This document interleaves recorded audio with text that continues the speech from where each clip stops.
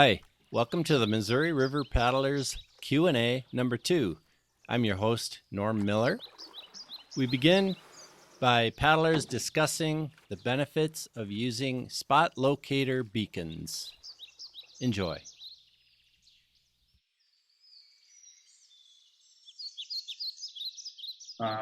You could be intending to disappear into the wilderness, and in that case, you don't need that link. But certainly for your family and people at home, it allows them to sleep a little better, knowing you're making progress, or you got up this morning and you moved. Yeah, I mean, I'd second that. I'd second that for the reason. Just keep your family off your back. And that's what I want to do, but I want to be able to keep it to the minimum amount of being disturbed while I'm out there as well. So does it sync up pretty well with the phone when you use it, or is it all through the device? It's all through the device. So when you don't have towers, your phone isn't working. But with a satellite communicator, your eyes, as long as you can see the sky, your communicator is going to connect. And so what I did, at least on the Missouri, is every night I would send out a short text. And those are still locked into the map. I can look at those now. I can zoom in and see where we camped, and I can see what I thought in 2 sentences for that day. And that's like keeping a diary. And especially if you like maps, it's a really good way to show where you were and bring that back. And so, you're out there for 24 hours. If you spend 2 minutes reconnecting with civilization, that's not really that intrusive. Your mind still has plenty of time to wander. Unfortunately, you don't have my mother, but yes, I understand. Hey, Can't help you with that. I have a suggestion, and I don't know if anyone's familiar with this global device called Azoleo. Yeah, that's the one I was looking at. Right. This is what I'm going to use, because there's a one button that you can just hit and it'll just send it out to 6 different people that you're okay. But it links up to your phone for unlimited messages. It's a lot. Like, I didn't want the inReach because I don't need all those maps and everything, because I use Gaia. If anyone's familiar with the Gaia app, it helped me. That's all I used on the Mississippi, and it was fabulous. I mean, it showed everything along the shore, from post offices to libraries, because I hit a lot of libraries to get cool, to just to read, to get books, to clean up a little bit in the bathroom sometimes. And Cape Girardeau actually had a really nice, whoever was from there had a really nice place where I hung out for a while. Yeah. Does that allow you to send a message, like a text message? Yeah, it gives you your own phone number, Norm. It'll give you your own email. This is $200, which was a lot cheaper, and it's light, it's waterproof, and you just, it's like for backpackers, and it has an SOS on it, and it's a global satellite. It uses the 2 different ones, and I don't know, I think it's going to work. I'm going to use it because there are areas in West Virginia I'm going to test it out that don't have, any cell service at all. So we'll see if it does well. And the customer service is fabulous. So you can sign up for the plans, and then you can like put it on hold or whatever for however many months. So you can only use it when you need it. So I got it a little early just because I'm going to be testing it out. And that's my biggest fear, is safety. I don't know how many of you are approaching 60, but I'll be 59 when I paddle it next year. And I paddled the Mississippi in 2015, so I was a little younger, and it's amazing what 5 years does to you. And I can definitely speak to that. Yeah. So that's my biggest concern. But anyway, I'll ask my questions later. It's better to be older, because I think people are kinder and more helpful. We paddled the Mississippi when we were 64, and when I was 64, we paddled the Missouri when I was 68. Wow. And I mean, people see codgers out there, and all they want to do is help. It's good to be a geezer when you're paddling. So, But 5 years does make a difference. I'm Rich. I'm out in Denver. So morning, everybody. A quick comment on the spots, the inReaches, all the safety devices. There's all the outsides with technology and lines, like being able to communicate with crew, family, everybody that's following along. But the real important thing is, well, stuff goes wrong and the water doesn't care, and stuff can go wrong in the middle of nowhere sometimes. And if you're by yourself, it is a peace of mind that if something goes sideways, you've got connections. That's the big upside to those. And it's a small price to pay for subscriptions and then for actual devices if you're out in the middle of nowhere and something goes wrong. That's the big upsides to those, in my opinion. I'd add to that, Rich, is that you've got to have it on you if you're on the river, because if you go overboard or something like that happens and it's not on you, it's no help to you. Right. You've got to put it in your life jacket. Yep. That's exactly what I wanted to add to Dave's comment. You need to hook it onto you, which I did not do, but I did have an incident down below New Orleans where I came very close to being run over by a pilot boat. And if I hadn't gotten out of the way at the last second, I would have sunk to the bottom of the river. And my boat probably would have kept on going with my spot on it. So I'm not sure anybody would have ever found me, or at least it would have been a while. So yeah, hook it onto your life vest. Yeah. And make sure it's not turned over backwards so that you can get a signal. Yes, yes. If I can jump in for a second and to touch on Miss Janet's thing, the spot devices are, I mean, everything's always great to have it on your vest. But when you're getting into traffic areas, a VHF radio is worth its weight in gold. There's marina stations, there's other boats you can communicate, but there's ship-to-ship channels that you can talk to the river pilots and all the barge traffic, especially if you get down to more congested areas along the southern part of the Missouri or into the Mississippi. Sometimes those are a lot more valuable than the spot and inReach devices because they're instant and you're talking to the ships right there and you can get the help if you run into situations. What is the channel on the Missouri? 'Cause Generally, I know on the Mississippi it was, do you know what it is? it's generally 13 or 16. If I remember right, I know it's I can look. 67 on the Mississippi south of Baton Rouge. But if you talk to any marina, they'll tell you like who talks to who on what channels. And then you can scan them and you can hop multiple channels, but 16's on always emergency channel if you need it.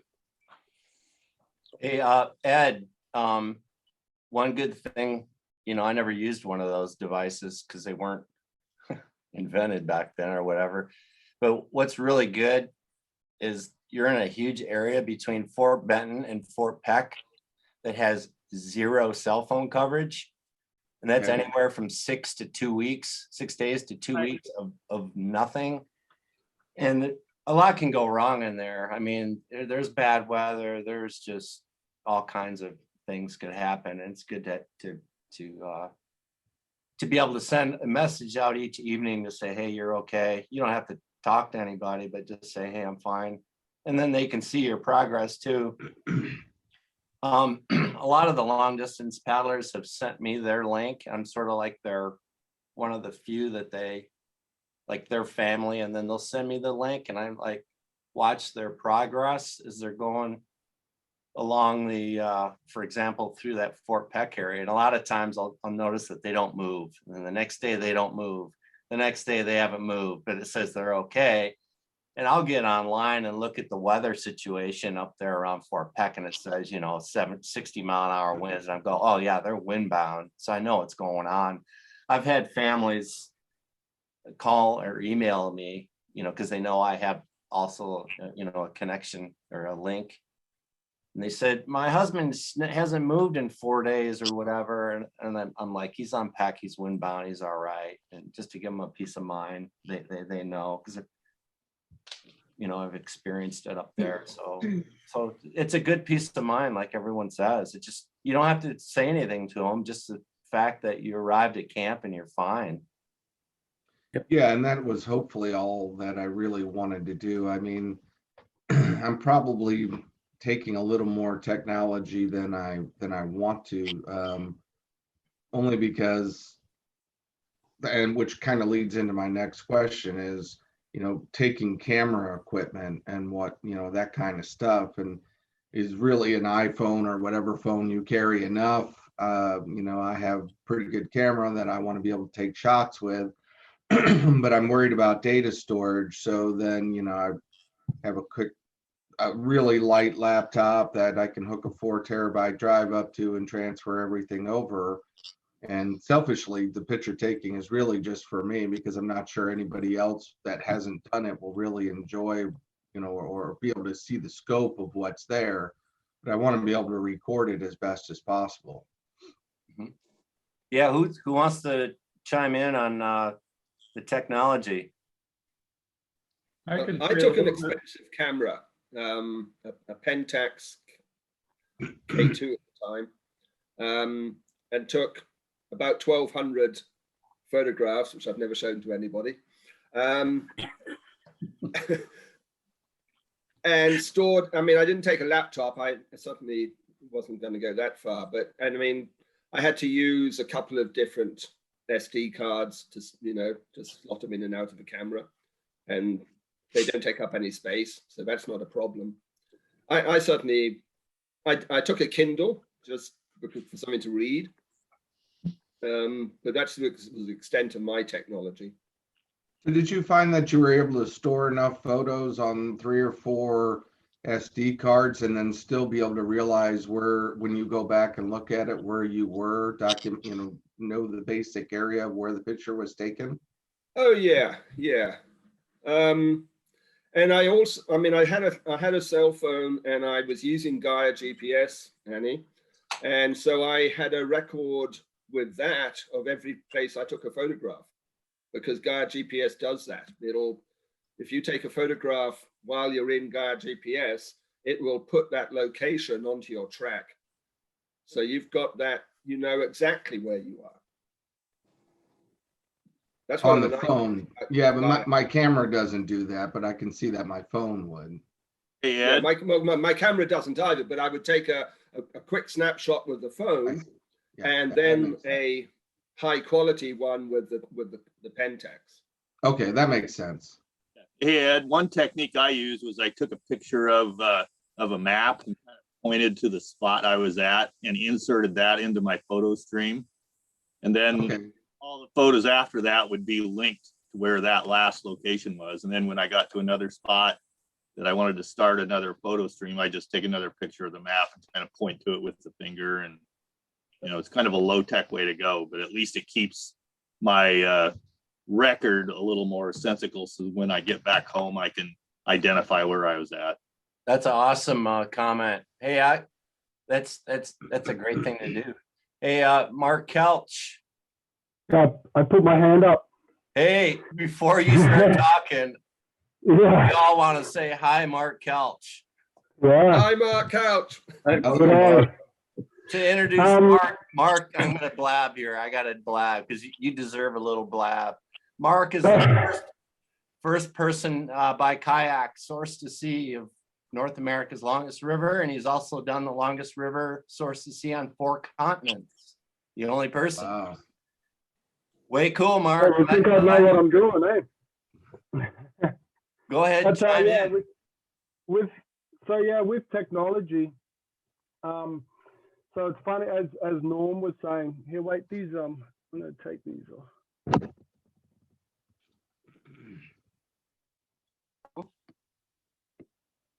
No. Yeah, I can hear you. Oh, you can. Yeah. Okay. Oh, good.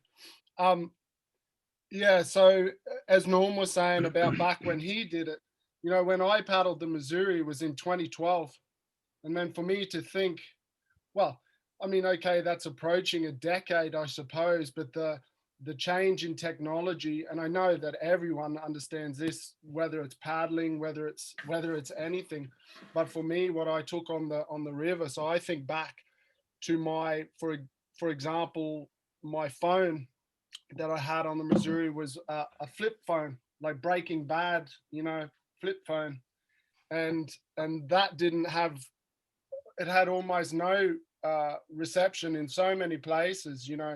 I remember going into a lot of towns and looking for a phone box, and when I was lucky enough to find a phone box, there was no phone left in there, sort of thing, and that. So people allowed me to use their phone, and I had a little code with credit on that code, and I used their phone for it. So that has certainly changed, whereas these days it's these phones.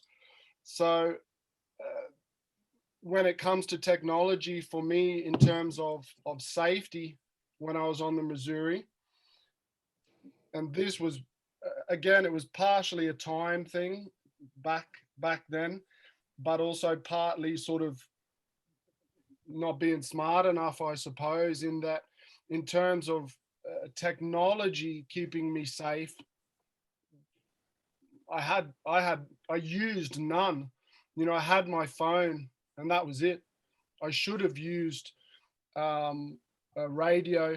I should have used a spot, but it was just getting a hold of those things. I didn't do it, and so the foolishness of that was that I was fairly confident in terms of,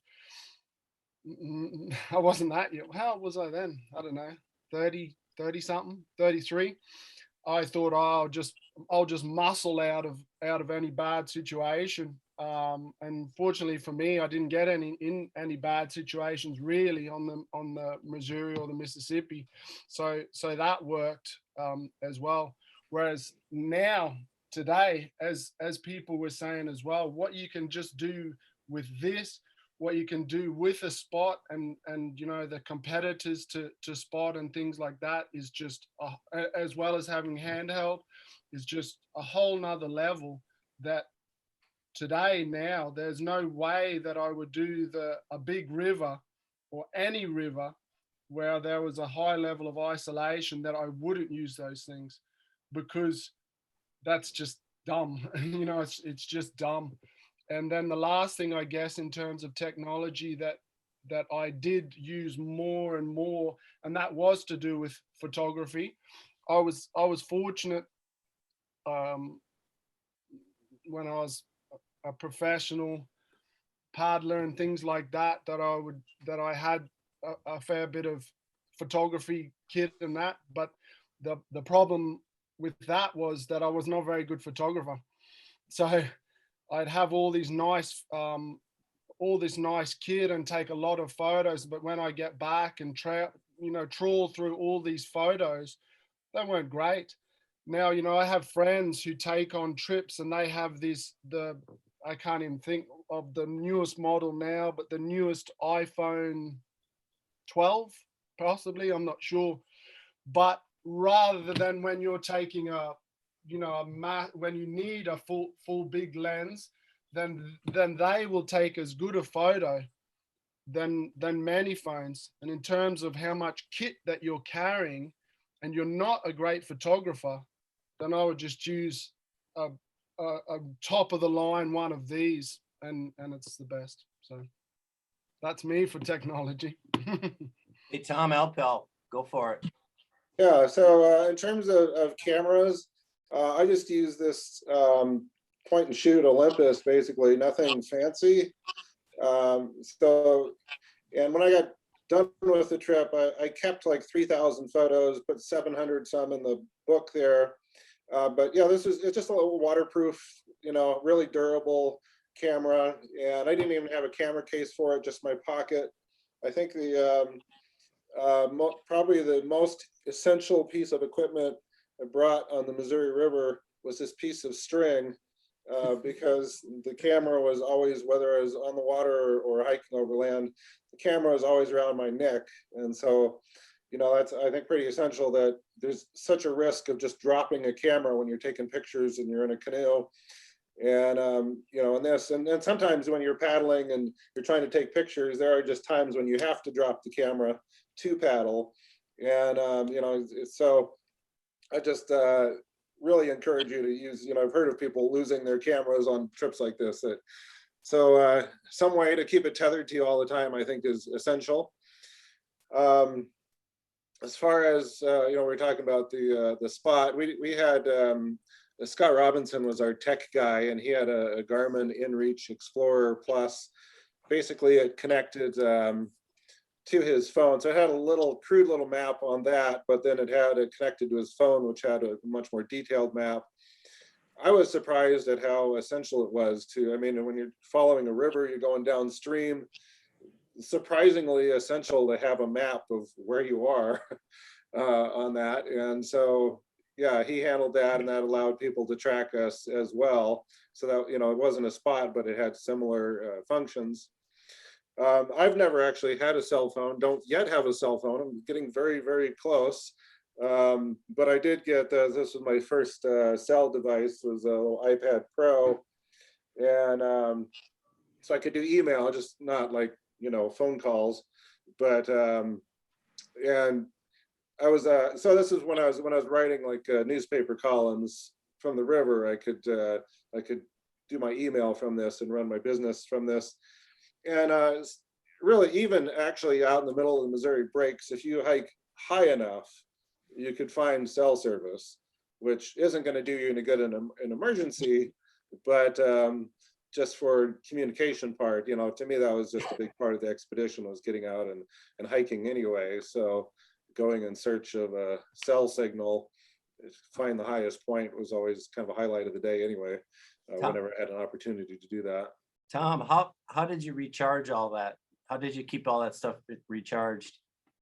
That was definitely a challenge. I did have some solar panel built into my wooden desk on the dugout canoe, which didn't work that great. And I didn't have like some little like controller module on there. Somewhere along the way, I think I burned out something, and then ultimately I managed to burn out this battery I back up. But yeah, so I mean, we had, you know, there were 5 of us on the trip, and so we're always kind of trying to figure out how to charge devices off of each other's solar panels and things. But and then really the main thing was just finding the outlets in the towns and getting a full charge there, and then just trying to meter out, you know, to not take too many pictures. That's the hard part. Trying not to take too many pictures, not too much video, so it didn't run out of battery or memory. And I just, you know, this isn't like a really high resolution camera. I think I went through 3 32 gigabyte SD cards for the whole trip, and that was mostly photos. I had like 3 hours of video out of 5 months in that as well. So just little really short clips, like 10 seconds here and there on down the river. So all the photos in your book you took with that camera? Yeah, you know, and I've always wanted like a, you know, camera with a zoom so I could actually get close, you know, see something like, well, what is that bird over there? But the reality of having a zoom is that it's not this convenient, and just having the camera, I mean, I'd take it off to sleep, but otherwise it was on me. It was always right there to, you know, to get the picture. And whereas if you got big camera, big lenses, just not as convenient to take a picture when you want to, even though I might be able to do things you couldn't do with. What brand is that? What brand and model of camera is that? Well, this is an Olympus Stylus Tough, I believe. And Olympus is getting out of the camera business because of iPhones. And so, yeah, I'm actually looking at, you know, the iPhone 12, the new one that's come out, as being my next camera. That's why I'm looking at getting the cell phone, is because Olympus is getting out of the camera business. Yeah. Hey, oh, want to point out, I've never done anything in my life on a payment plan before, but I did for the iPad. I went through Verizon, and the main reason is that they had it was a $10 a month add-on that's like insurance. So if you break it, drop it in the river, anything, I could get a replacement. And I had this, encased in a waterproof case inside of a dry bag inside of my desk. So 3 levels of waterproofing. So never had any troubles there. I did actually crack the corner of the screen just recently. It sounds like there's basically a $199 fee to use that warranty to upgrade, but still, right now the crack isn't a big deal, but it seemed like good insurance, $10 a month for the, that, hey, if I kill this thing, I can get a new one. Do you have a copy of your book there close by? Hold it up. Give your book a plug. Those of you who don't know Tom, he paddled the river in a dugout canoe 2 summers ago. So great book. Oh, thank you. Over 700 photos in it. So. If I can jump in, Fred, I'm a photographer by trade. Forever, and I carried a lot of camera equipment on my trips. Everything from full SLRs to what Tom had, the Olympus Tuck camera, which is an awesome camera because you can actually put it to RAW and actually keep RAW photos when you're taking them, if you're going to take them further and you want to develop them. It is a bomb-proof camera. Highly suggest leashing it to you. I lost mine back when I was in Mobile, Alabama on one of my trips. It's worth it to have a leash on it. But Mr. Norm talked about charging stuff up. There's solar capabilities, but a lot of things I found, Anchor. You can find these on Amazon, ANKER. They're little little battery packs. You can recharge when you're in towns or if you get hosted. I carried, I think, 4 of these. They charge your cell phone up. You do it 3 to 4 times depending on your phone. These things were amazing. They're a little heavy, but they're worth it when you're in places when you can't charge up or what have you, and you need it, or if you need to charge it up at night or something like that, or emergency. These things are pretty invaluable along the trips. So, for what it's worth. That's great.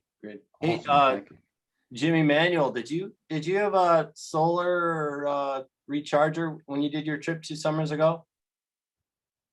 Yeah, I had a Anchor 18-watt charger, and I had that same battery pack that Rich had. Okay. And I also had a Gold Zero battery pack. I think they were both around 20,000 milliamps. And I probably could have got by with just the one pack. I charged during the day that pack, and I charged my stuff at night. And I was just looking at those the other day, and that cheap Anchor battery pack is still working, where that more expensive Gold Zero is pretty much dead now. Those Anchors, and they're cheap. They were $50 for a pack, and the charger was probably about 40 or 50 bucks too. And that charger will charge that battery pack or my phone just as fast as if I plug it in the wall. They only charge at 1.5 amps, so no matter what you're charging, it's the same rate. Mm-hmm. That worked really good for me, and like I said, I probably could have got by with one pack. Just because you badmouth Gold Zero, my Gold Zero battery pack, which I used on the Missouri and the Mississippi, and for 33 days on PEC in 2019, still going strong. I have it plugged in every day. I find it charges my phone faster than if I plug my phone in the wall. I'm really impressed with it, but that's mine worked. Old technology sometimes is working better. Yeah. No, mine still worked, but I just checked it the other day, and just sitting on the table, it was already losing the charge. I don't know why. I don't use it much anymore, so maybe that's why. Yeah, I use mine all the time. Ed, did that kind of answer your questions? Yeah, absolutely. That's super helpful. Thank you, everybody. I have gotten something a little bit larger than that because I'm supposed to take my CPAP with me, which sounds like just a damn nightmare as far as I'm concerned. And I know I'm going to lose a little bit of weight while I'm out there. Probably won't even bring it with me at all, but who knows what will really happen. I've heard someone else that took one recently. Does anybody remember the CPAP machine? Well, Ed, I'm a retired anesthesia provider, so if you need someone to paddle with you at some point, I'll take care of you, man. I'm good with airway management. I would Dang. appreciate that. You're not going till next year though, right? Right. If you're looking Hey, at this, Norm, I have a quick question. Yeah, go for it. I've had my hand up for a while. I'm getting impatient. Sorry. Oh, sorry. That's okay. It's early. I'm sure you're only on your first cup of coffee. Listen, if you're paddling solo and you have to get into town or, how did everybody secure their gear? I know on the Mississippi, I used a cable lock and I had a camo tarp that and I'm like, Norm, I didn't want to be seen. I was a stealth. I didn't like public areas. So I'd either camp before or after, towns. And, but out there, did anyone have any problems with theft? Well, I knew a guy that had all of his gear stolen in Brainerd, and just multiple situations where I was like, well, if it happens, it happens, whatever, I'll just go with it. And they probably need it more than I do.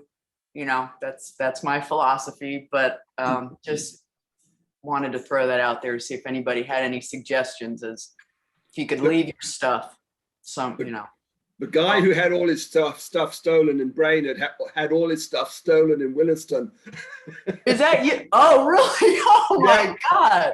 Dave, I forgot his name now. That's right. Yeah. He had his kayak stolen in Williston. Unreal, man. He ended up buying a bicycle and finishing his trip on a bicycle. I would always carry all my important stuff with me, in a pack whenever I'd go somewhere. And then if I lost whatever else, then, what I did in 2004, again, that's a long time ago. I had a bike cable lock, like a cable that was long enough, I don't know, 10 feet. Yeah. That I would cable my Kruger Seawind to something at the boat ramp in a town, like a guardrail or some telephone pole, and it wouldn't go. And then if I went into town to do laundry or shop or go to the post office or whatever, I would take all my valuables. I'd take my camera, my laptop, my wallet, credit cards, and everything else on the boat, my food, tent, that stayed there. So if that got stolen, no big deal. I could buy a new tent. I see. But I kept my valuables, all my cameras and, all that stuff. Every time I went into town, I had a laminated sign that I made prior to the trip that it said, and my website says, "Hi, I'm on a lifelong childhood dream retracing the Lewis and Clark Trail. This is my home for 6 months."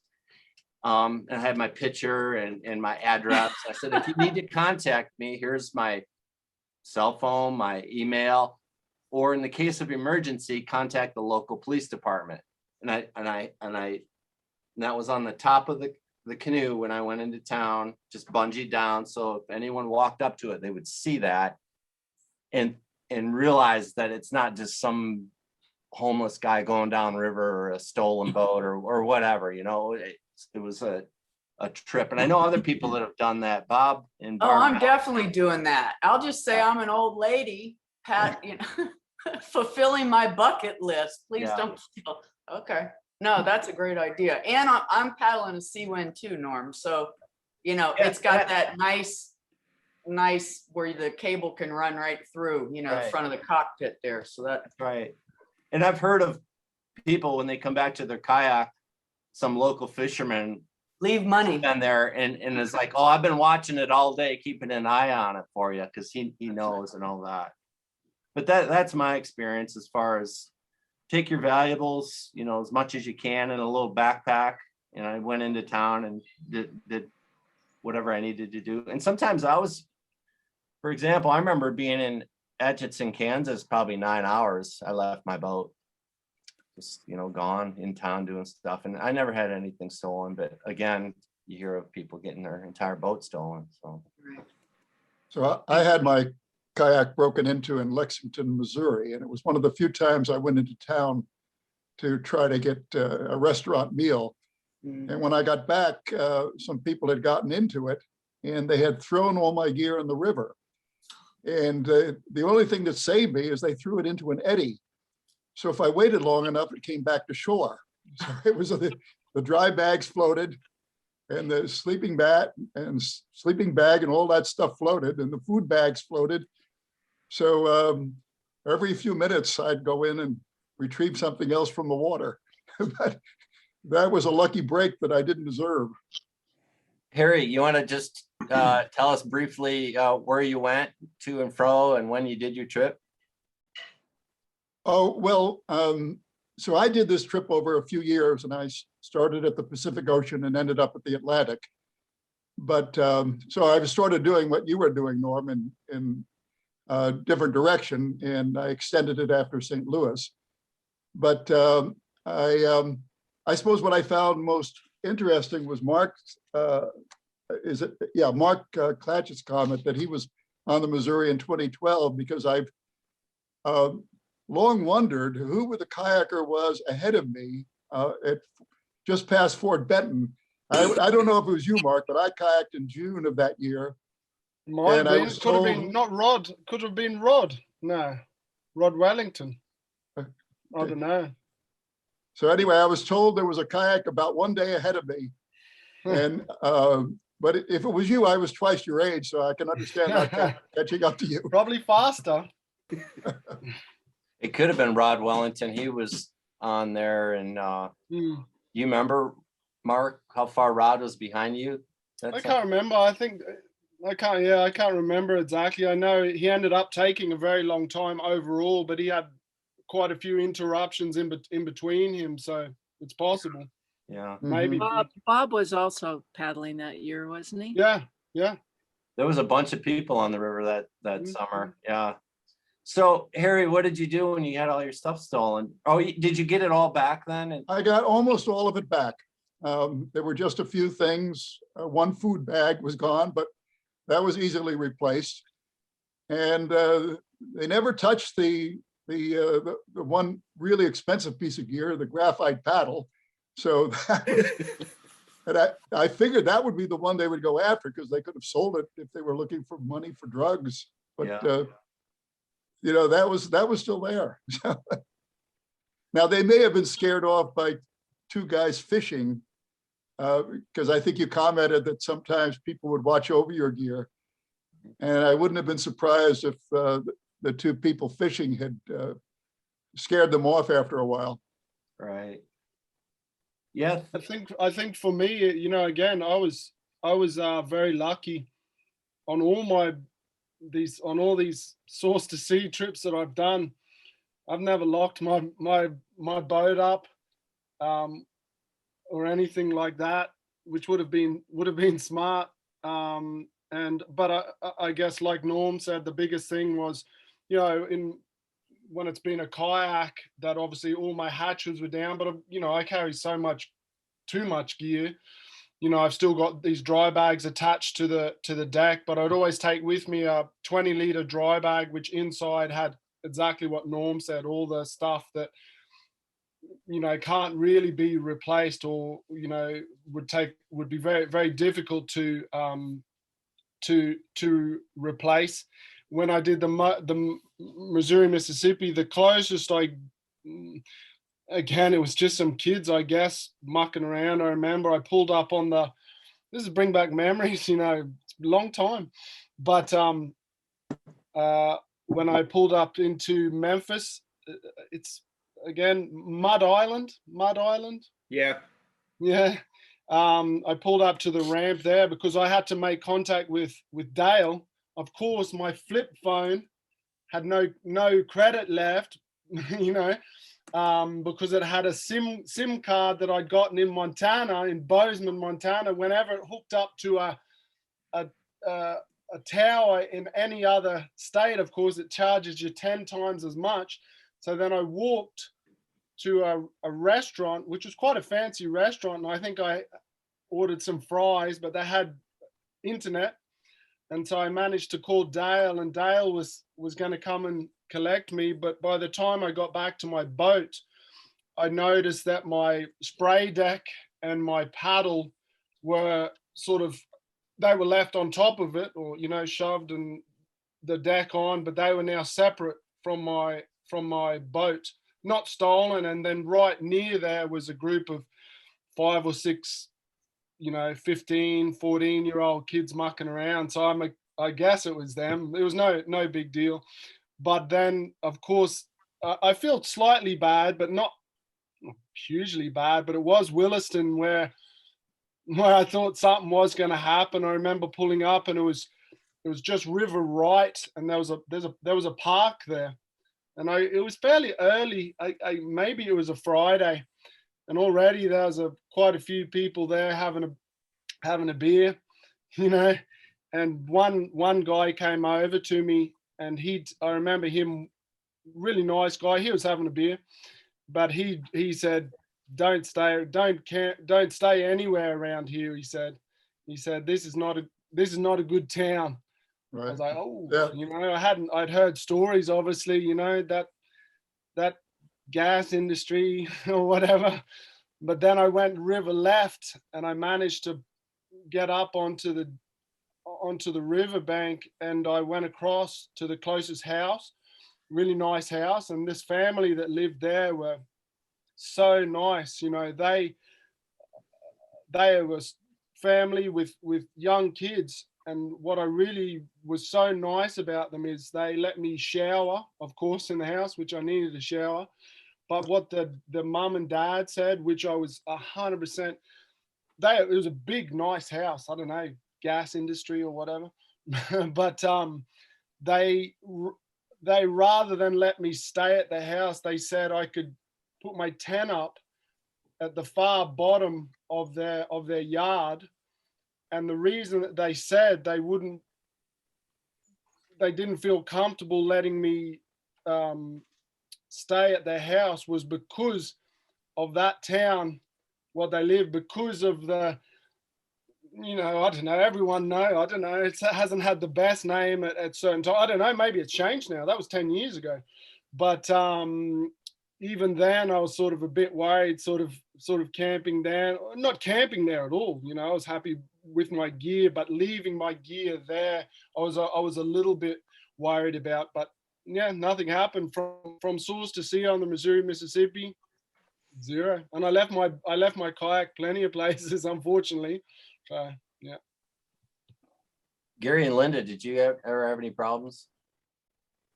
We were kind of fortunate. Gary is in the wastewater. He was in the wastewater business, and so there was a plant that was a wastewater plant. Right? It was a water treatment plant in Williston. Yeah, in Williston, and so we contacted them before, and we actually had left a box of supplies there for resupplying, and so we ended up pulling up at the wastewater treatment plant. Water treatment. Yeah, the water treatment. It was just under the bridge coming into town. Yeah, on river left.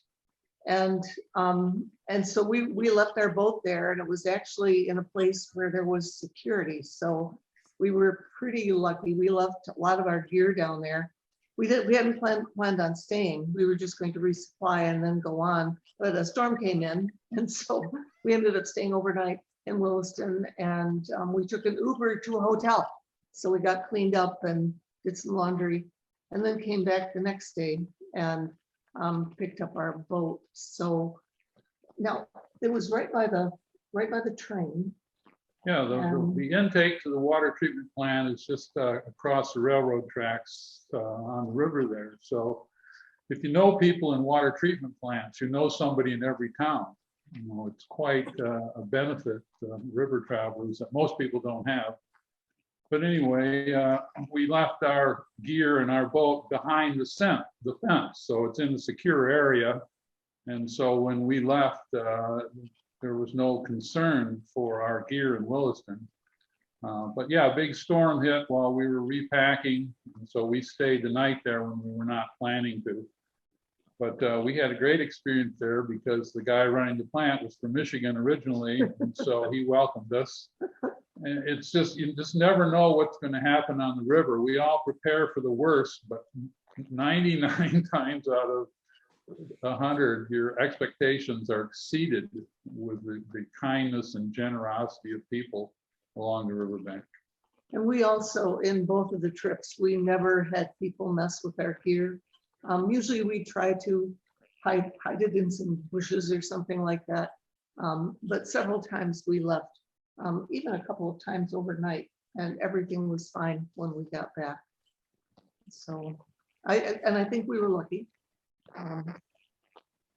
But I think, yeah, 99.9% of the people that you encounter only want to help. A lot of times that's the first thing they say is, how can we help? Because we look so pathetic. Yeah. We're dirty, wet, dragged out. Oh, man, these people need help. That's kind of the third thing they say. The first thing they say It is, helps "What are to you be doing?" old. They say, "Are you crazy?" And you say, "Yeah." And then they say, "How can we help?"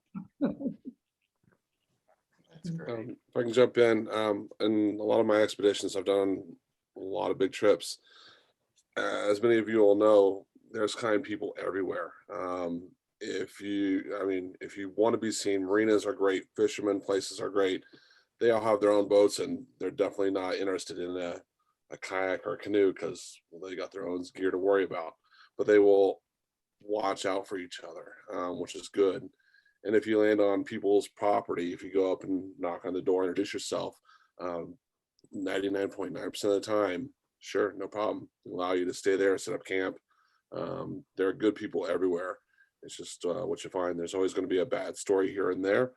But in almost all my experiences, I've almost always ran into amazingly kind and generous, caring and good people. So they're out there. Just trust your gut when you go out there. And if you're disappearing, just do your best to disappear as quietly as possible if you're going away from your boat. But I never had any problems on my trips either. And if you can't disappear, like you're saying, Rich, go up and talk to somebody. One of my favorite stories was on the Mississippi. We could not find a place to camp. And this is another hint. If somebody's having happy hour, ask them, because people who are having happy hour they're fun to talk to. But we paddled up and asked if there was a place anywhere near where we could camp. And they said, well, no, there's not anything for the next 10 miles. And it was getting late. And then I said, well, they offered to let us stay there. And I said, all we need is a little patch of grass. We won't make a mess. We'll be gone before you know it in the morning. And the man said, we can do better than that. And they took us into their beautiful cottage. We got showers, we got some laundry done. We came out and there was hot pizza on the beautiful beautiful counter. And so we had pizza and spent a couple of hours talking, and then they got up to leave. They said, we weren't planning on staying at our cabin tonight, but you can stay here. Just lock the door when you leave in the morning. And these were total strangers that trusted us with their beautiful cabin for the night. So that was more the experience than anything negative that we ever had. Speaking of hospitality and remembering Norm's shirt, I'm wondering how many people have benefited from the hospitality of Peggy at the Tobacco Gardens. Peggy is best. What a jewel. The highlight of my trip, I think. Yeah, Peggy doesn't allow anything else. When you get to Peggy's, she says, you will stay here for, she'll say, you are staying here and you're staying for a couple of days and I'm going to feed you and I'm going to give you this sweatshirt. Yeah. And then she even said, bring me your sleeping bag. And I said, oh, no, I can do my laundry. She said, bring me your laundry and your sleeping bag. Okay, Peggy. Speaking of great hospitality, a lot of the portages along all the dams along the river, there's a lot of great people that live along those communities, including Jim and Phyllis Mead, who I see just entered our conversation. And Hi Phyllis, I see you there. They've been helping paddlers for like 30 years around the dams at Great Falls. And it's great to have people like that that are willing to help out the paddlers, because that's one of the most difficult portages if you're planning to haul your boat around the 5 power dams at Great Falls. So And also welcome, get in Phyllis. touch with, what's his name at the kayak club? South Dakota, South Dakota Kayak Club. the new president now. Yeah, there's a new president.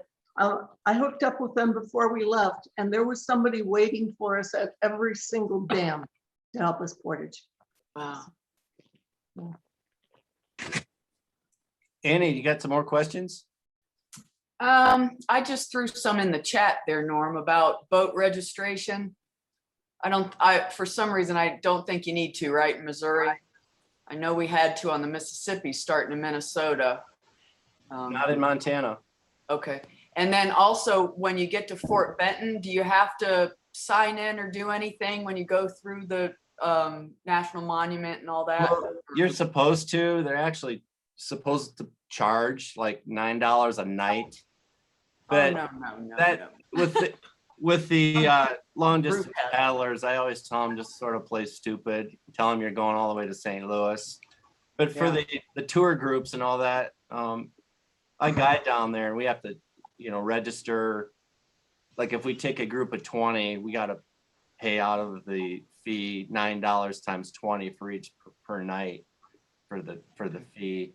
The chances of you seeing anyone from the BLM is probably non-existent. What they do require down there is some sort of a toilet unit. And I tell paddlers, because you're supposed to pack out all human waste, and it's kind of impossible for a long distance paddler to do so. I just tell them, just dig a good hole far away. But I also say to bring they're called wag bags. They're like just a plastic toilet system. Bring a couple of those bags. That way, if the BLM rangers do see you, you can just say, I have the required items, even though you're not going to use them. That's sort of the best thing to do in the breaks. So they're not looking for any kind of registration No. stuff. Okay. I didn't see any law enforcement, anything on the Mississippi until I got on the Atchafalaya. And then going through that last lock on the Atch was the only time that I saw any Right. Okay. Huh. Anyone else? There are a lot of rattlesnakes in Montana. Yeah. There's a question there. And, I guess the I'm alligators concerned on the about- Mississippi are not going to bother you. Yeah, I guess I'm concerned going solo, and with all the, I'm leaving from Three Forks, so it's nice to meet Phyllis, and I'll probably be hooking up, and I did get the list of all the River Angels from Robin, so I'm planning on really hooking up with most of those people in advance, because I don't want to be doing an 18-mile trek, There's no, I'm not playing that game. I just can't do it. So it would be nice to be able to portage around those dams. And I really want to start from Three Forks because I don't want to miss that section, even though it's going to be. We'll look forward to seeing you in Great Falls. Thank you, Phyllis. Don't forget me. I know I'm a ways off, but we'll keep in touch. Just quickly to say, because Phyllis probably don't remember me, maybe, I don't know, it was 10 years ago or whatever, but I got to Great Falls, and I think I phoned Jim. Jim turns up and backs up his car, and I think at first it was just, put your kayak on. Of course you have to tie it on yourself because he don't want no responsibility if your kayak falls off, sort of thing. So I load on, but then I had to sort of explain to him that I didn't want just a lift to put in again below those 5 dams. I said I wanted to sort of do it manually. Now, ideally, my kayak cart it couldn't go that far, however many miles to drag it, but I still wanted myself to do it physically. So I ended up staying with Jim and Phyllis, I think something like not that I want to make it that they will do this for everyone, but I think I stayed with them for some like 4 days. And I ended up doing my first ever and my first and only ever 4th of July in the US, and it was in Great Falls.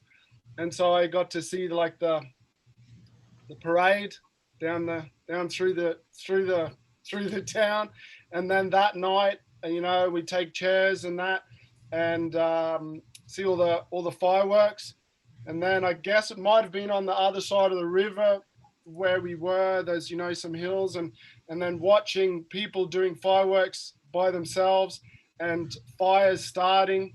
And then along the ridge, the fire engines are coming to put the fires out from the fireworks. But yeah, again, without Bill and Jim, I didn't, you know, it basically saved me. So yeah, that's cool. You remember the ducks, Mark? I do. Oh my God, I didn't until you mention it now. Oh man, I get all emotional. Well, tell us the story. Don't leave us. No, they're just the ducks that live there. They live with Phil and Jim. Well, we have to look after the ducks.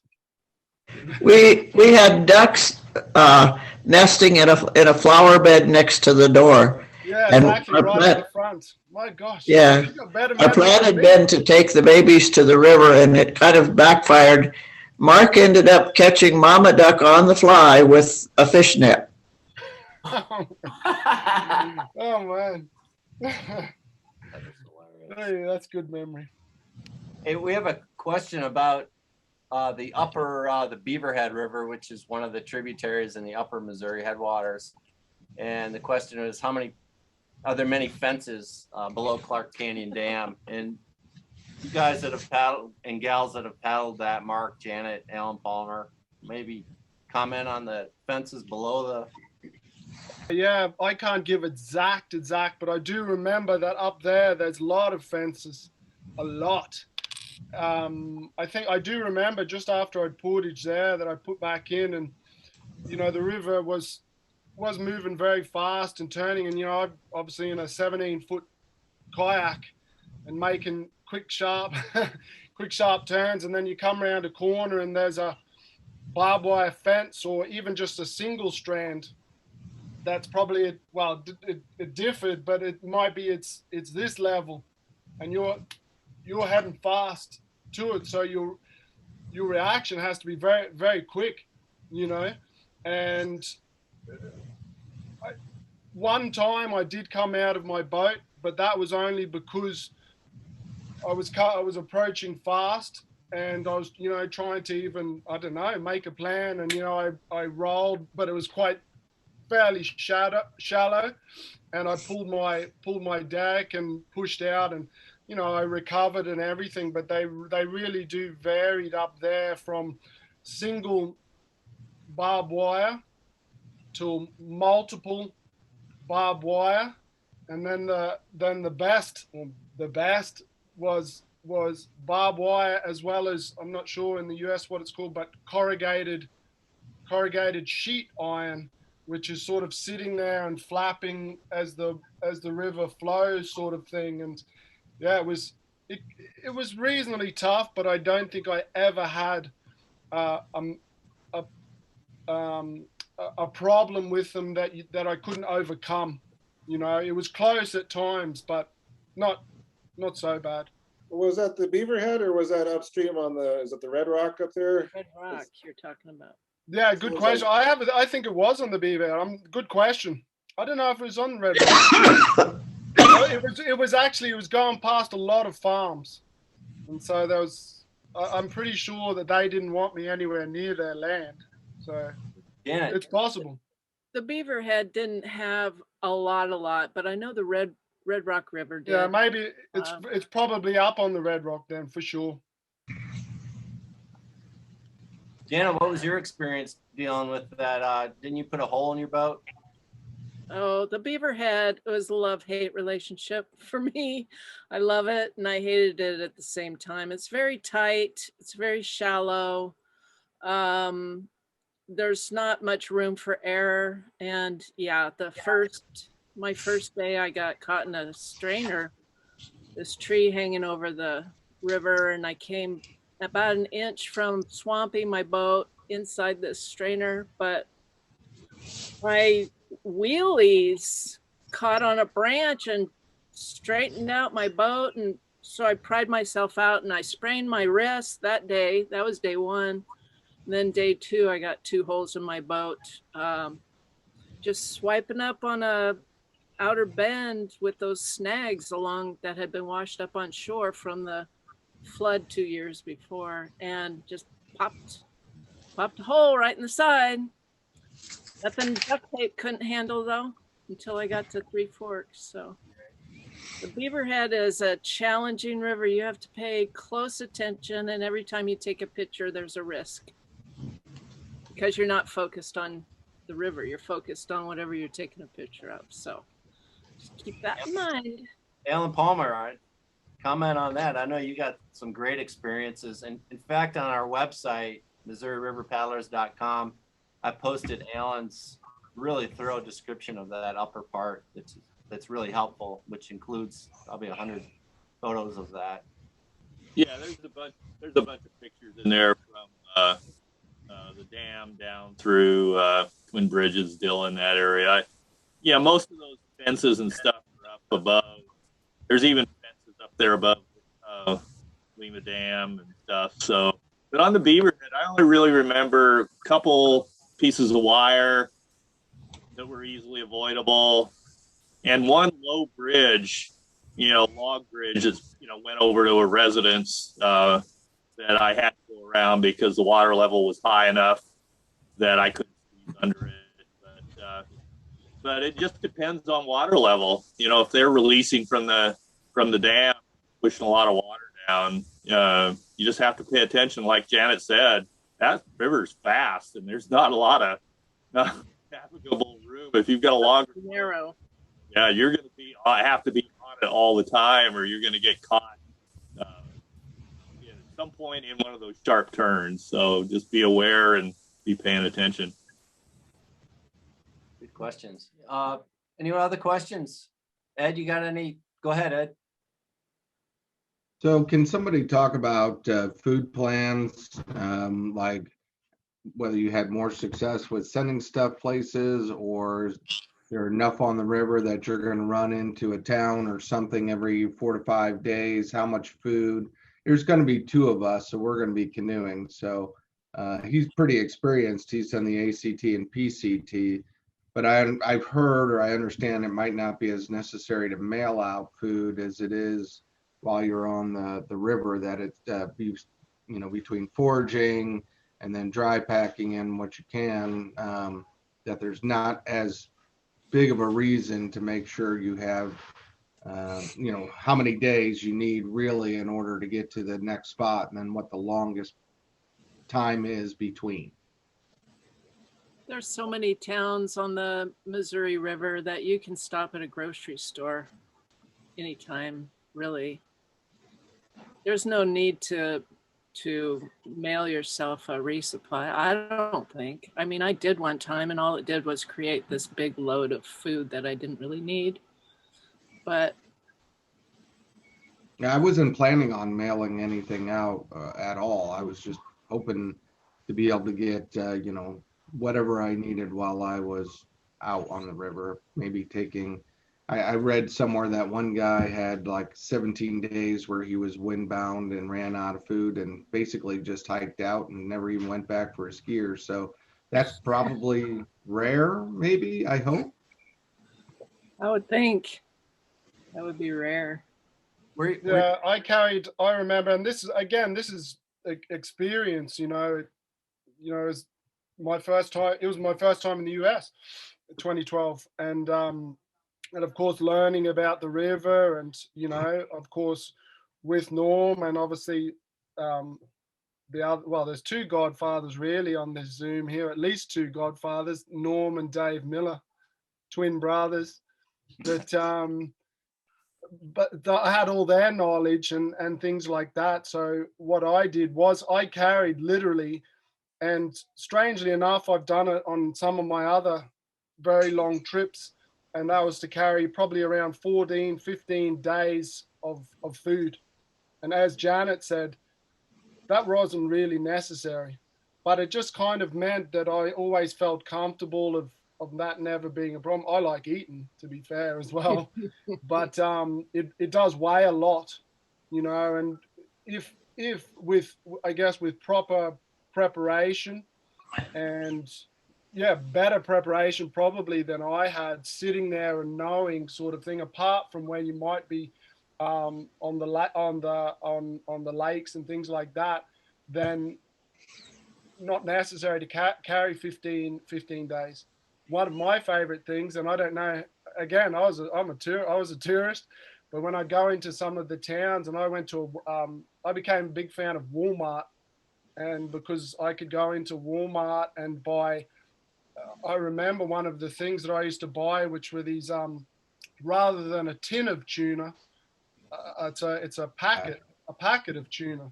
And when you weigh them up, then this one is probably lighter, but also much more packable than a tin of tuna sort of thing. So yeah, I don't know. I guess it does come down to prep. And if you're in a canoe, which is a lot better for I think is a lot. I'm not a canoe dude, but you can carry more stuff in a canoe. I think it's much more comfortable. The only spot I've recommended people where there's the biggest gap of no stores, and that's between Fort Benton and Fort Peck, and that includes Fort Peck Reservoir. So I've always told paddlers, have 2 weeks of food when you leave Fort Benton, and that should be enough. You could get your resupply at the rest of the towns the rest of the way. There are a few river angels that have offered places and resupply. One of them is below Williston, and that's Peggy Hellingsass, who owns Tobacco Gardens. She's the one that Gary and Linda mentioned at the start of this, that she lets you stay there at their cabin for a couple weeks. And she's taken packages. And if you get a River Angel PDF list from Robin Keltoff, it has her address on there, I believe, an email and phone contact. I actually sent her the link to this and thought she might be on it tonight.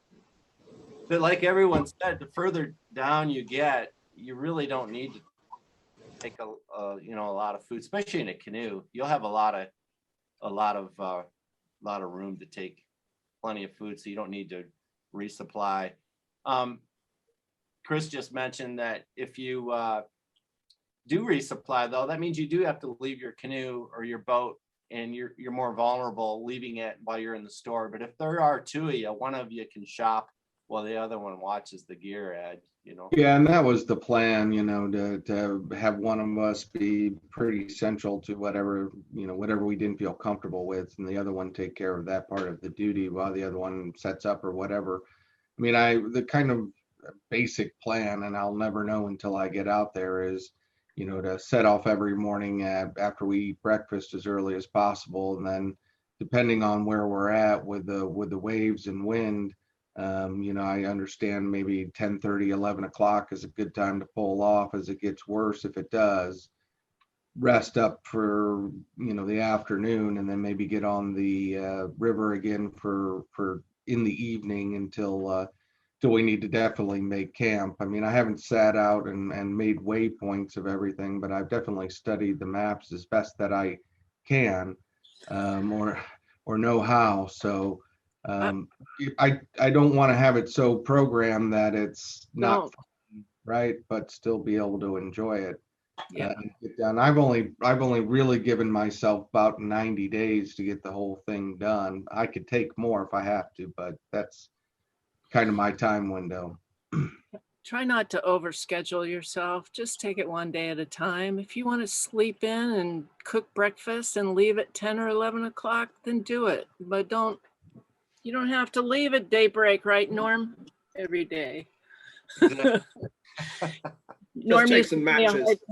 He used to give me a hard time if I wasn't on the river, at 6 o'clock in the morning. And I'm like, I'm not doing that kind of trip. I like my mornings. I want to go for a walk.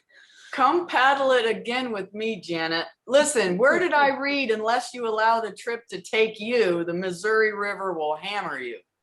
I read that somewhere. That might have been in the Complete Paddler or something. In the Or we complete, don't I take just the read that trip, the this trip morning. takes us.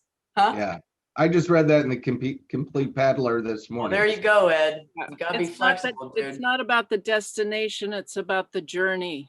Absolutely. And really, I don't have a program at all. I just have some, Tom was nice enough to send me maps, and then I was able to pull up the Corps of Engineer maps. So, I feel about as good as I am. And really, it's about just enjoying being out and not being at work. This will be my third summer in a row where I've taken 3 months off. Unfortunately, the other two were one was for a medical reason, and the other one was for a loss of job. So, this one is for me.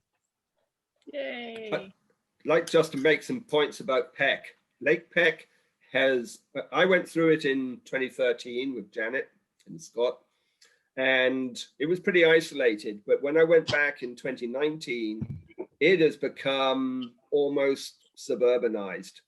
It's crazy the number of new campsites that have gone in there. If you get short of food, you can go down to Hell Creek Marina. It's on the right bank descending, and they'll feed you. They can get food for you. They'll take you into Jordan if you need food. They're great people. And then, of course, the people at the end of the lake, the what's his name, Chris, forget his last name now, but they'll take you into Glasgow to pick up food. Peck is not as scary a place as it used to be. I mean, the weather still is bad. Yeah, don't get me wrong. In 33 days, I spent 8, I think, of them windbound. So, don't underestimate it, but it's not as bad as it could be. Yeah. Yes. Ed, do you have the Complete Paddler? You do. Nice. What do you think? Look, this has got look at this. This is probably worth a lot of money. Oh. Maybe someday I'll be fortunate enough to meet him in person and get that signature as well. Yeah, it's not that great. Hey, Dave, you still there, Dave? Of the two brothers, one of them's got to be worth talking to, right? Dave, that would be my copy. I know. I think it's already been covered, and everyone always says. But again, so this, it's a big book, but of course, I carried this down the whole. Well, both rivers, the Missouri and the Mississippi.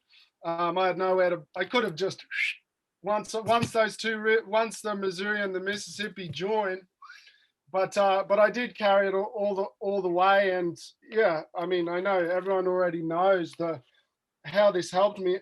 And again, I know there's been some talk, I know, and it would be brilliant. Not that it matter. I don't know if I'd do the whole Source to Sea again, but if Dave and Norm or whatever and got together and did a update, just be on the value of that for people interested doing it would just be immeasurable. I do remember, of course, and I guess, well, everyone there would know, obviously I paddled in 2012, but the floods were the year before or the year before that. I can't quite remember. 11. Yeah. So I remember quite a few a couple of the not marinas, but I guess they're marine. But I turn up and they just weren't there anymore because they got washed away. Sort of thing. And I don't know if they ever came back, but yeah, this book, and everyone was talking about how rivers are, how amazing they are, and they are. Without the opportunity that I had to paddle the Missouri, Mississippi, and some of my other big rivers, then it has really changed me. But people were talking about the sayings about rivers and things. Another river godfather that I is a good friend of mine is Piotr Chimlensky, who was the first to paddle the Amazon from source to sea. So when we did that, he was basically our godfather, or our sort of who looked after us. And of course, Joe Kane did this book, Running the Amazon, which it's Piotr stuff. And his saying that always I remember is the river always wins, which kind of sounds like it can be either, it can be sort of either sort of interpretation, or any interpretation that you want. But just to have that in the back of your mind, remembering that, it just sort of means don't forget how powerful the river is at all times, and for me, that reminds me to take care, but it always means that I love these rivers even more, to have such an amazing thing like that is it's just really mind-blowing. So yeah. Dave, say something. Yeah, I've always thought that, along the line what Mark's saying, it's a flow. It's not a fight, and I keep that in the back of my mind whenever I'm on the river, and it helps keep me in my place. You kind of, and you get lessons fairly often, I've found, no matter how good you are or think you are. And it's a good humble, I think. And trust your boat. Yeah. Boat. Absolutely.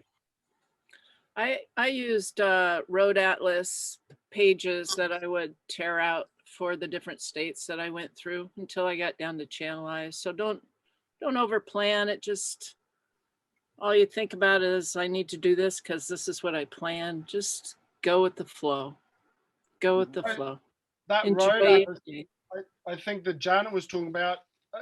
I remember, again, my memory. That's what I use. So I would buy one from each state where the Missouri and the Mississippi went through, and then I would follow the river and pull out whichever part that I needed, and then have them in my map bag on my front deck, sort of thing. And they were brilliant. So this one, you can see it's getting a bit old now, but this one has got it's got Yankton on it. And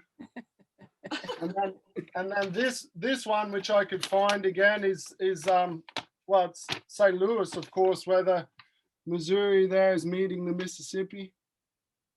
Yep. So and for me, again, the detail of these, we're not mountaineers, so in terms of so much of more or less of elevation, it's not such a big deal. It's really just knowing where things are, and these were great. But I heard sometime that they've stopped making them. I could be wrong, but I'm sure there's whatever available. You can still get those maps. Is it? Yeah. Gourmet, and some of the states have their own version. Yeah. And as well, what I did, we don't really have a good, well, we might have, I can't remember, what I did in Australia, for example, when I did the Murray Darling. All I did then, and also the Volga in Russia. A friend of mine in Russia who'd done a large portion of the Volga, he had just he didn't use Google Maps. In Russia, they have Yandex Maps, which is more or less the same. But he would bring up a section of the river on the screen, and then print that sort of thing, and then move across, print that sort of thing. And so I would end up with this much pile of mapping, and then in my map case each day I would have a certain section, and then each night I would replace that which I needed to move on. And I don't know how it is these days. Maybe it's just easy enough to just use electronic maps. I'm not sure. I have a 5-inch binder with laminated maps, and just the weight of it alone makes me, a little sketchy. But it is. I'm not hiking; it's canoeing. So you won't use it. I'm sure I won't.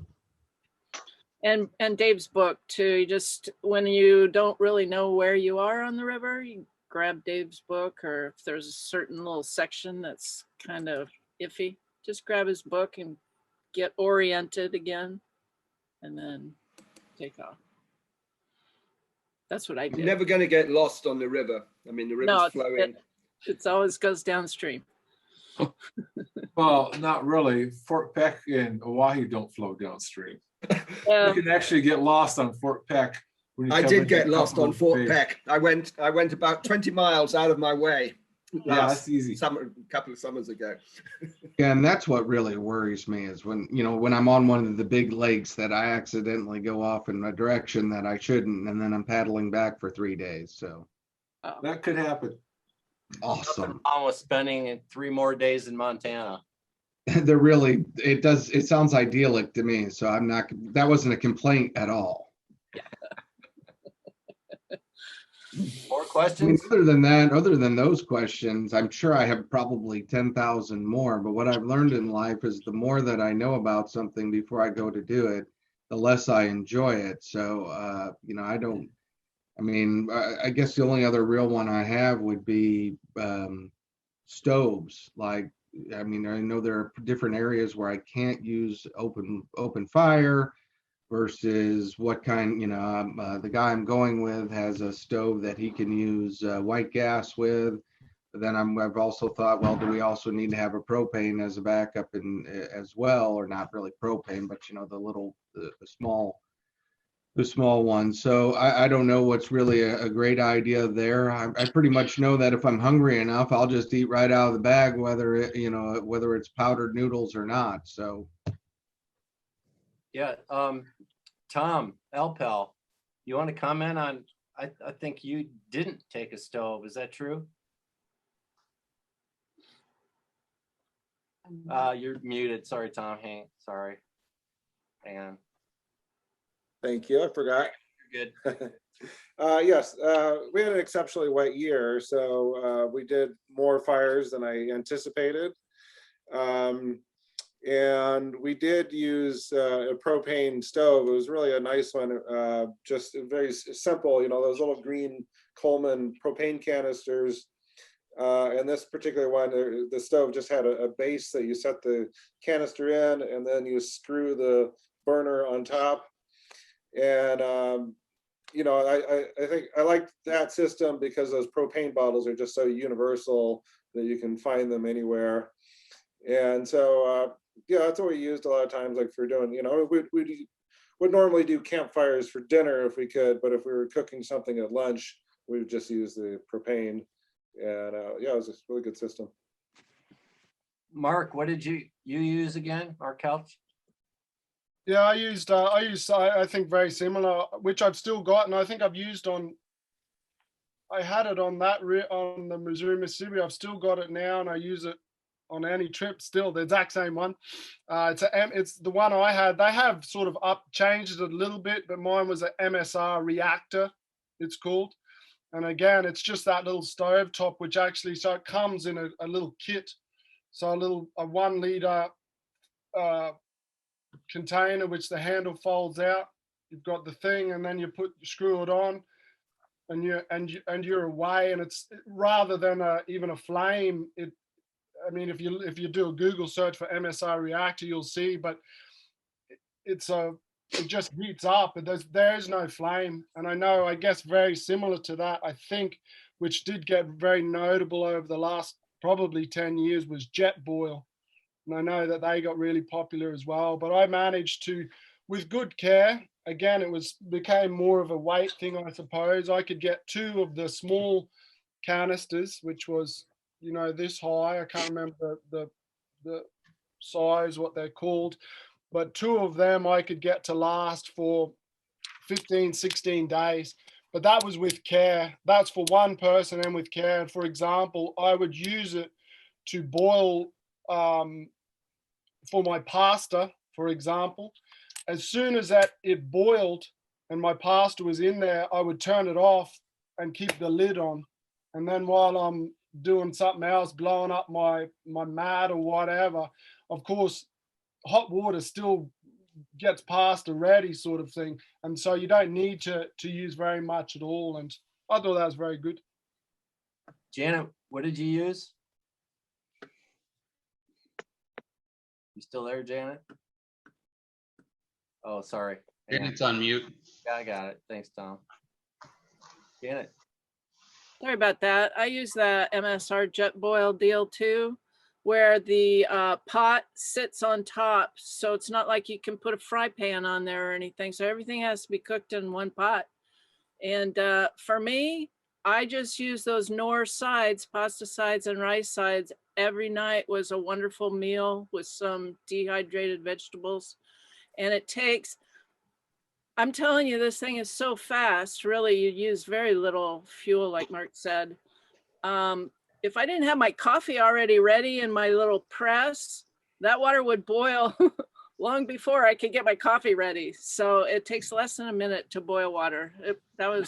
I've used it on all 3 of my rivers, and I carry it with me in my car all the time. It goes with me everywhere. It's a great machine there. I would add MSR also makes one that is universal fuel. So you can use gasoline, propane, white gas, or anything. Basically, that's combustible. I had good luck with that. I like being able to go into town and, someone will have a little bit of gasoline you can get real easily, where sometimes it can be a little bit harder to get propane or white gas. I used a homemade alcohol stove out of 2 Coors beer cans, and 2 ounces of alcohol would burn for 20 minutes, which was quite long enough to boil any water, cook any food. And it weighed, it was this big, about a third of the height of a beer can, weighed nothing, took up no space. I had a little tripod thing which went over it so I could put my pot on it, but that was it. Yeah, I'm curious if anyone in the group anywhere on any of the trips have used any of those new wood burning stoves that are out there. When I did the Mississippi, the kid that started out with us, he had one of those, and I know that it was very attractive to what's his name? I'm getting old. Our good friend, I forget his name. Anyway, it was pretty cool machine, but you did have to start a fire every time. I wasn't into starting fires that much. But you mean Bill Nutterman? Yeah, Bill. Bill, my paddling partner. He loved that. He loved that little machine. So I'm sure he has one by now, but he just thought that was the greatest thing ever. So this thing at REI, I know a lot of you have seen it. It's a wood burning stove. And on the side, it has this thing that you can actually, this is no joke, you can actually plug a electronic device and it'll recharge. Yes. Somehow the heat of the stove operates some weird thing that actually provides power. I like, really? I wonder if Yeah, I've got one of those. Oh, you do? My nephew gave me for my trip, and I never used it because I think you would have to just sit there and feed that thing for hours to get any power out of it. So I still got it. If anybody wants it, you can have it. I'll send it to you. But I did use a little solo. It's called a solo stove. It'll burn wood or alcohol. And you just when you start to cook, you just have to have that thing, a little stack of little twigs with you, and just keep feeding it, and it works. It worked great. Then if I was at a place I didn't want to collect wood, I could just use alcohol, and it worked. It worked good too. It's true. Alan, what did you use? Alan Palmer? I had an MSR pocket rocket and just used canisters, gas canisters. That usually was simple enough. You could go to Walmart and get a canister pretty cheap. They last a week and a half. I didn't really cook all that much, just mainly heat up water and do what Janet did, a lot of noodle type things, Knorr side dishes. I did a lot of freeze dry just for the simplicity. But yeah, MSR pocket rocket's always a small, lightweight, bomb-proof. That's true. Okay, Ann, hi Ann, how are you? Anog, oh wait, are you on mute? Hang on. Ann, got any questions? Hello. Good to see you again. Yep. Nice listening to everybody. Welcome. Thank you. As far as stoves for me, I also use the jet boil, and that worked really, really well. I mainly just, for all of you who don't know, I did the Mississippi in 2020. And a friend of mine used one of the wood burning stoves, and that worked great for her. So, it's just kind of your personal preference. But I didn't go through near the fuel I thought I would, because I had this dream that I was going to be cooking all these marvelous meals on the way down the river. And it turns out that, at the end of the day, you're tired, and it worked really well just to boil water and throw it in the bag and do all your other camp chores while that was getting ready. So that worked out well for me. The question I had for those of you who have done the Missouri, so I did all of Minnesota in a canoe with friends, and then I did the rest of the river in my kayak. And in Minnesota, there's lots of trees, so we would hang our food just to keep, rodents and little critters and, stuff, coons.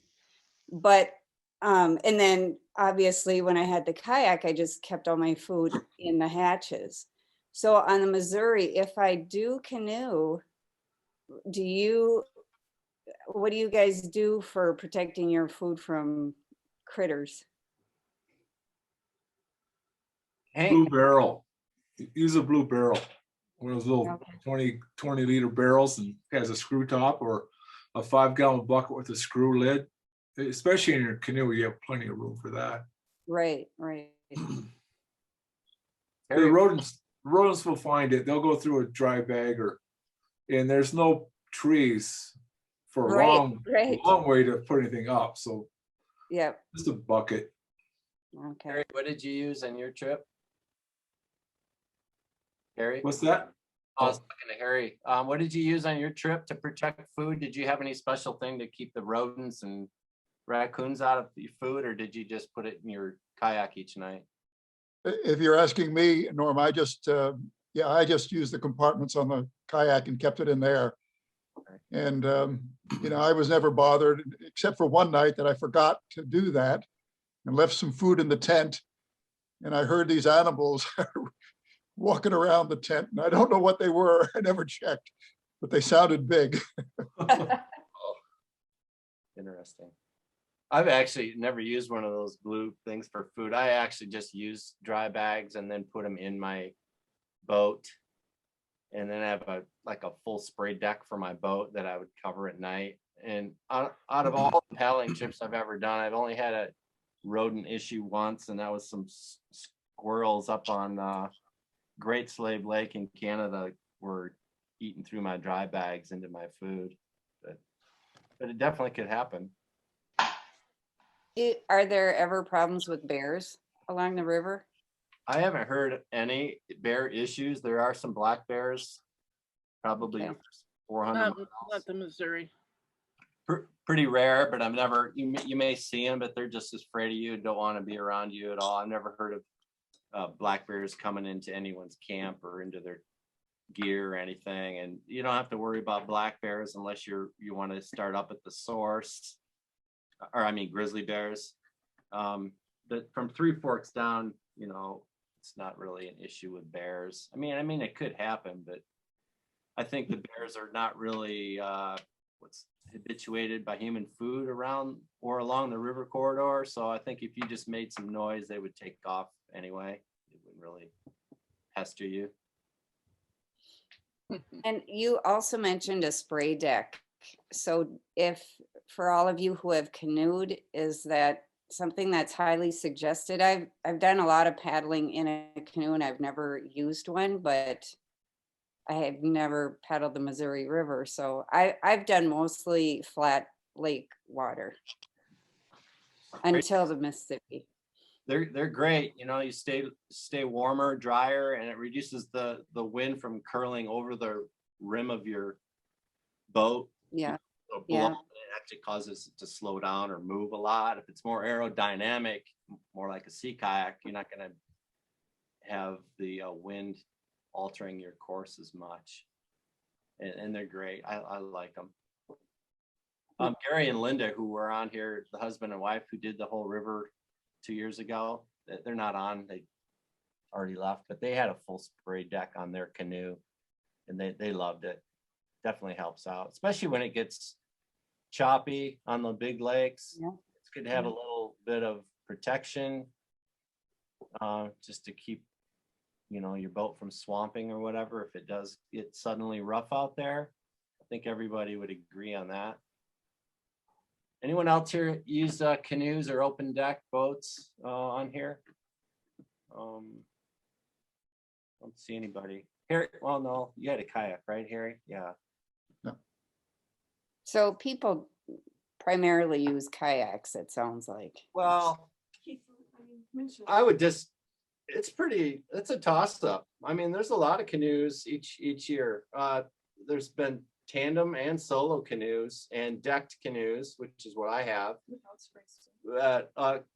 One of the most popular boat, if you look historically, all the river descents from like last year back to the 1920s, probably 70% has been an aluminum canoe. 70% of the descent. Oh, wow. Yeah, you know, if you're just solo, kayaks seem to be the more popular, but I do know quite a few members in our group, solo canoes, or even a solo person paddling a tandem canoe. Like Keith Lynch, who was on our last, you can probably remember him from our last Zoom two weeks ago. He had never been in a canoe in his life and left from Twin Bridges and paddled all the way to Dallas, Texas. And he was in a tandem canoe by himself. Adventure Aaron, who did from Three Forks to Miami, Florida a few years ago, he had never canoed either, and he was in a tandem canoe paddling solo. No spray deck. Keith didn't have a spray deck either. So yeah, it can be done. Dom LeByron was also in a canoe, and Sean Hollingsworth originally was going to paddle in a canoe with 3 people, 2 of his friends, and one dropped out before they even started, and then the second guy dropped out shortly thereafter. I think it was in the break somewhere, and he paddled a huge canoe by himself. So if it comes to a deck, I would definitely have a deck on a canoe personally, because you stay warmer and all the reasons Norm mentioned. Yeah. Cozier. Yep. Yeah. In Sioux City, I met Bill Hyman, who some of you probably know, and he had paddled his canoe there, and he was ending his trip there. But I remember having a discussion with him about which was easier to paddle, which was faster, and he told me that in his canoe, he could out paddle 20-year-olds in a kayak. So he might have been exaggerating a little bit, but he seemed pretty confident of doing that. So I had to leave Bill behind. What's he talking about? That's right. You paddled with them on pack, didn't you? Yeah. It was good. Well, I remember the day that Bill, because I paddled with Bill a couple of days, I guess. I can't remember. But yeah, when we reached again, look, it's been 10 years, and I'm not on the Facebook group very much, you know. I wish I was, but we were approaching the Fingers. What's that on the lake? There's an area near the end where it's very much in and out like this. And so of course I just want to go straight across, not go in and out, but the wind was picking up. So that morning we packed up and we're getting ready to go. And it was blowy. And of course, when you're in a a kayak, a narrow kayak with a spray deck. I probably wasn't wearing my dry top, but you're all in there. My roll's very terrible, but it looks like maybe I could roll back up again. But when the waves are coming straight at you or sideways, you can obviously just brace, high brace, low brace into them is no biggie. But when you're in a canoe with no spray deck whatsoever, and these waves are breaking into your canoe, then I can understand that for Bill it wasn't really an option for him. But that's when we parted. But I think for me, if I get the opportunity to paddle, and this is sort of nostalgia or whatever, if I get to paddle in the US again on a month long at least, or a couple of weeks or a week, I don't know, in the US, because obviously canoes in North America perhaps have a big history, then there'd be 100% that I would choose a canoe, even though I've very rarely even paddled a canoe, up wherever I was going up to Canada or anything like that. 100% I would use a canoe. Me too. I met two young men at the Fort Peck Marina, and I had seen them the day before at the Pines Recreation Area. And they were in a canoe, and they didn't have any cover, and the wind was blowing, and the water was entering their canoe.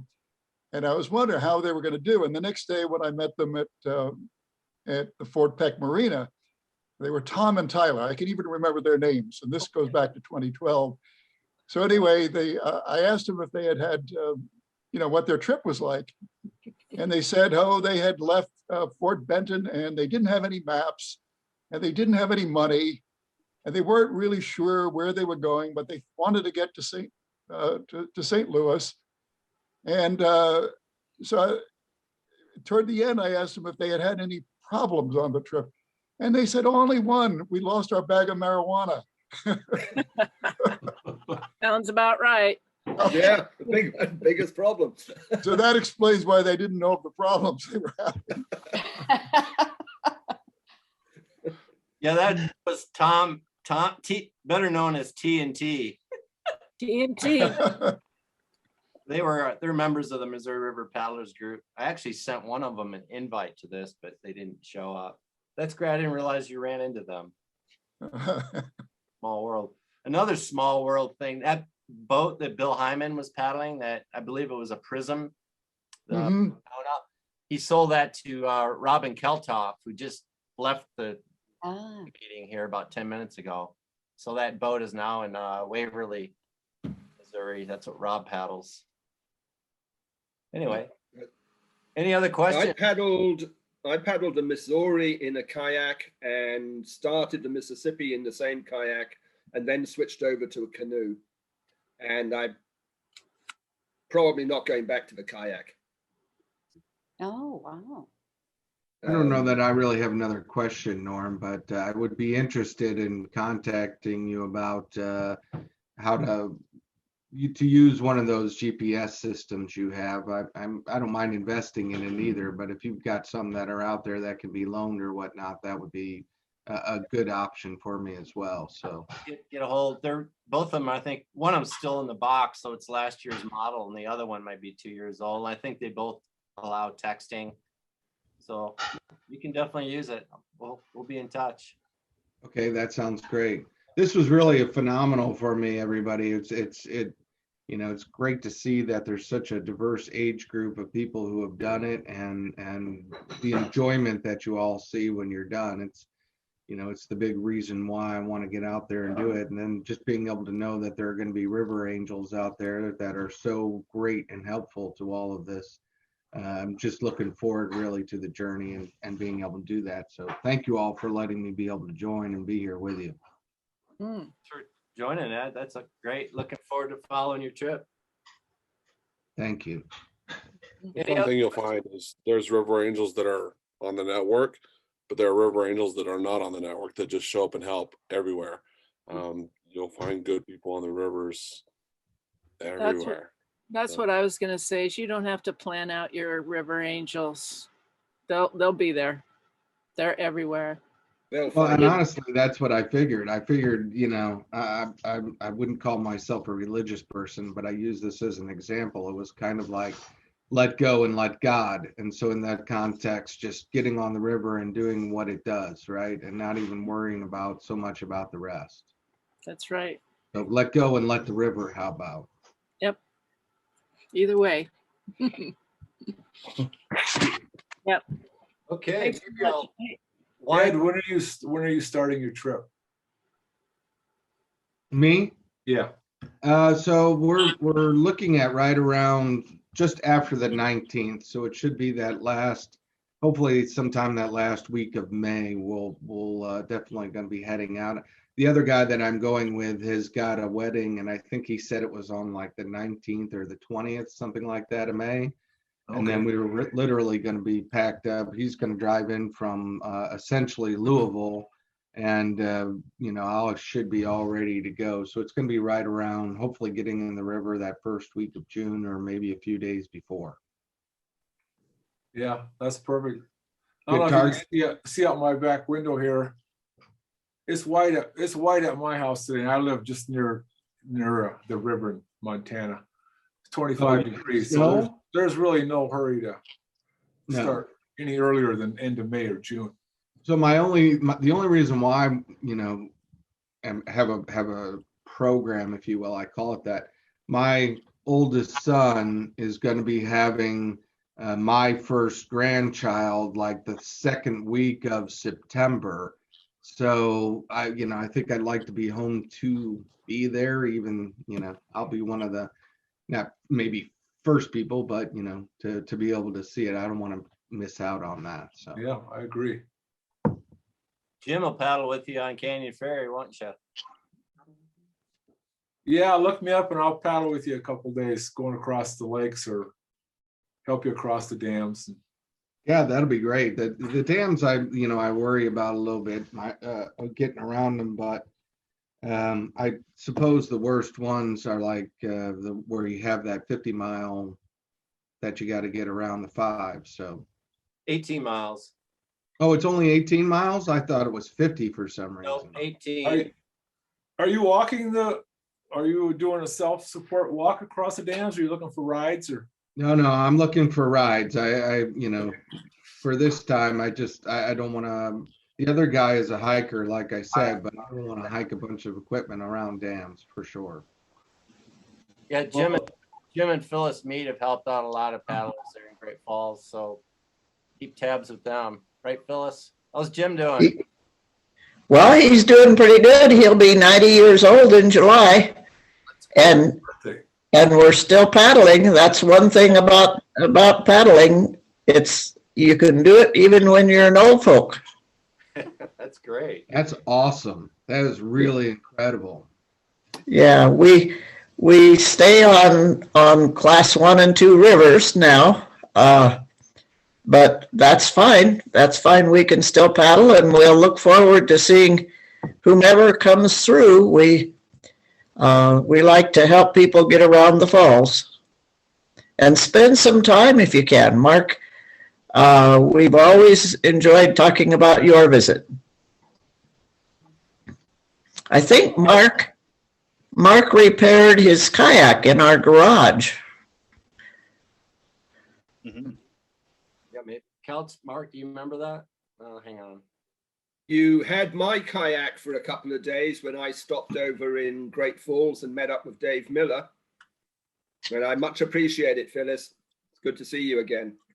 Yeah, good to see everybody. And yeah, we have met some fantastic people doing the portages, and it's just so interesting to visit with everybody, and it's our pleasure.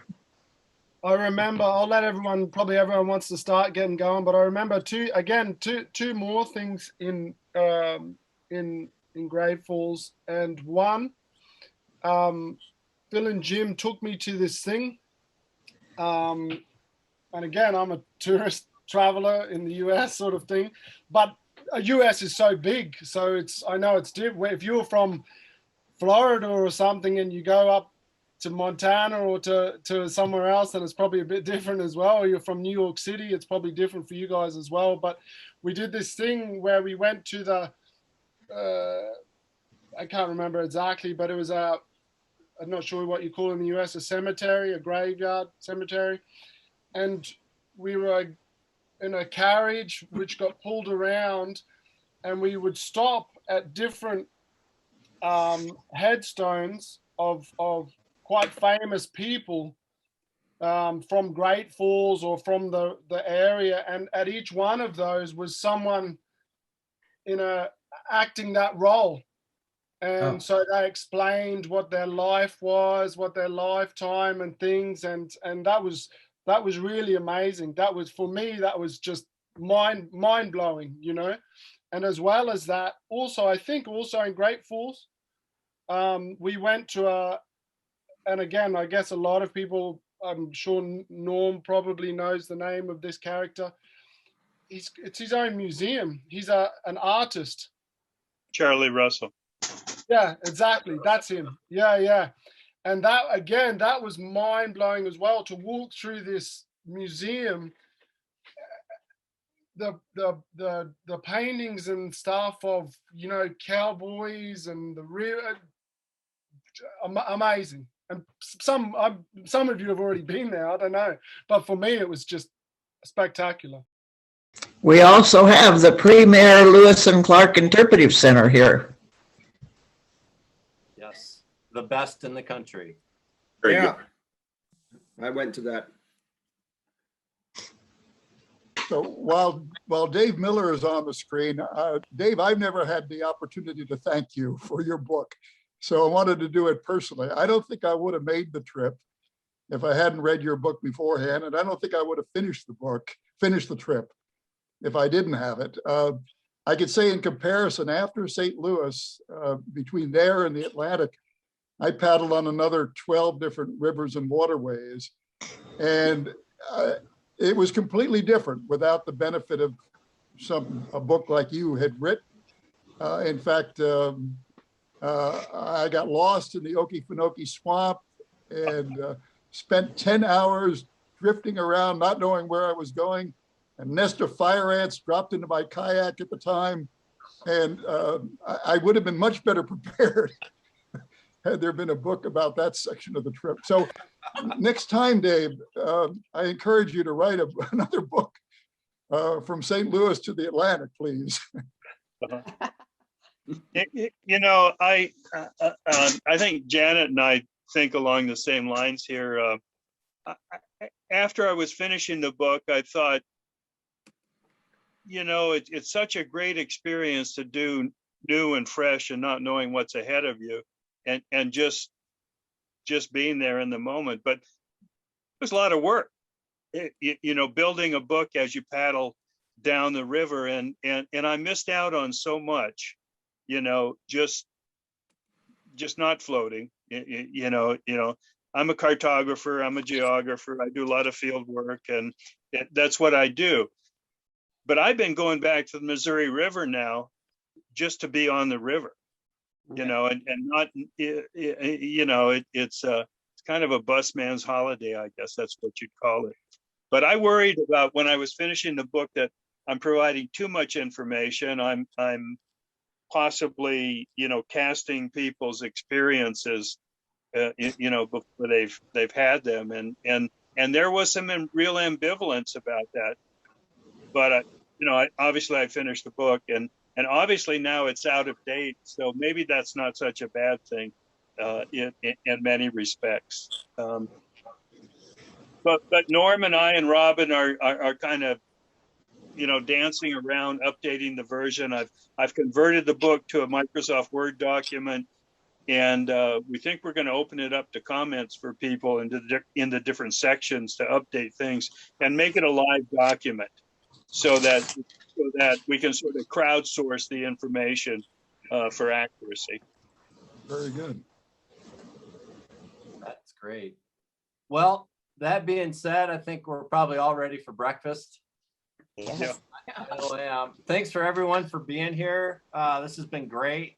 We're working the bugs out of this Zoom thing, and they've been really fun. Anyone want to make one final comment? Good to see you Dave all. Forbes, call Thank me. you. Thanks for I hosting. tried calling you yesterday, Miller. I got it fixed. Thank you, everybody. Thanks. Hey, Thank you. Bye. Bye. goodbye to all of you going down for the first time. Have a great time. Thank you. I It's can't life wait. changer. For the Thank better. you.